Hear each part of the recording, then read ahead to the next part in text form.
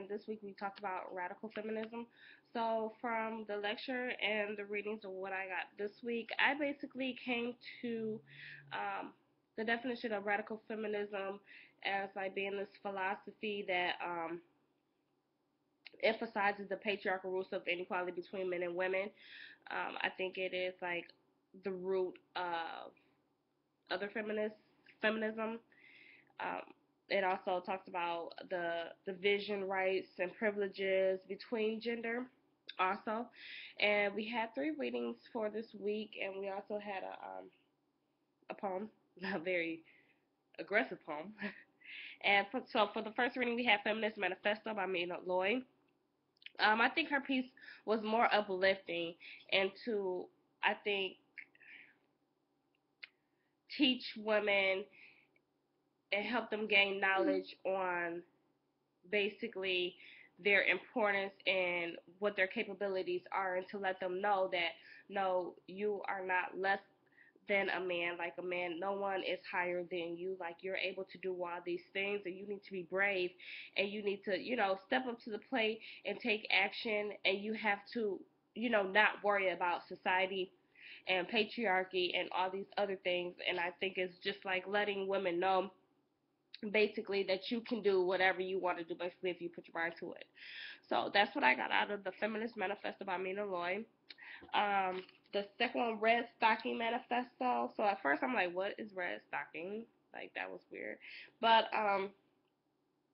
Red Stocking Manifesto, I think it talks to me, it gave me a visual of all the things that women do.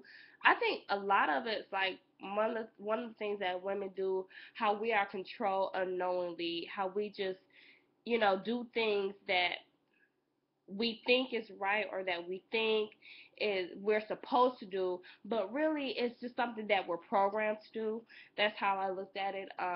When I was reading it, I was thinking about different roles that women do, like cooking and cleaning. I know, like my mom does that.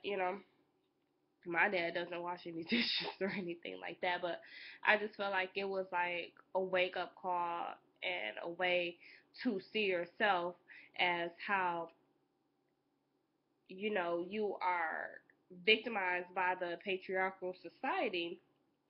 And one thing that I did get, the one quote that I did like is that she said, "We also reject the idea that women consent to or are to blame for their own oppression."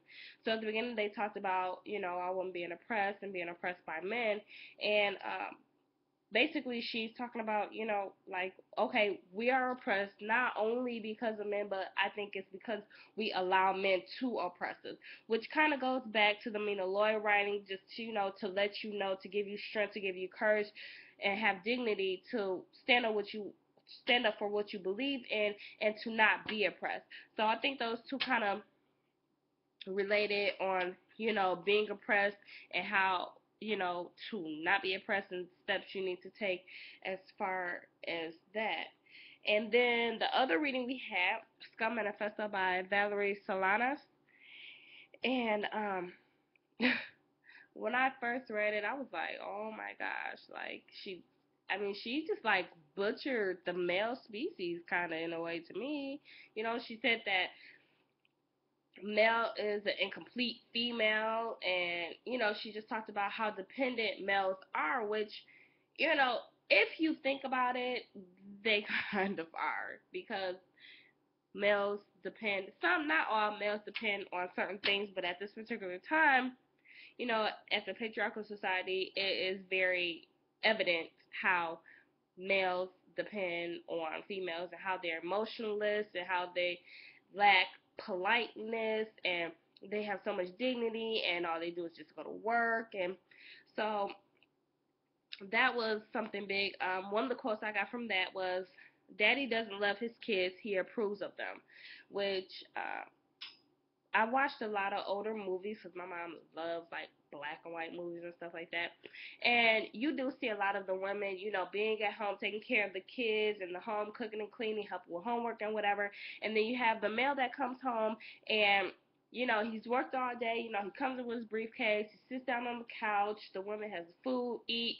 The kids are happy to see him. Of course, he's happy to see the kids, but he doesn't really interact with the kids. So, when men come home, I feel like they lack being there emotionally for their families simply because society sits up and they program these men to be so masculine and so tough, and men don't cry, and you are supposed to provide for your family, but I think they lack the meaning of provide. I think they sit up there and say provide basically just financially. Like, I don't feel that men have the opportunity to be emotional, or they may think less of a man, or may think less masculine.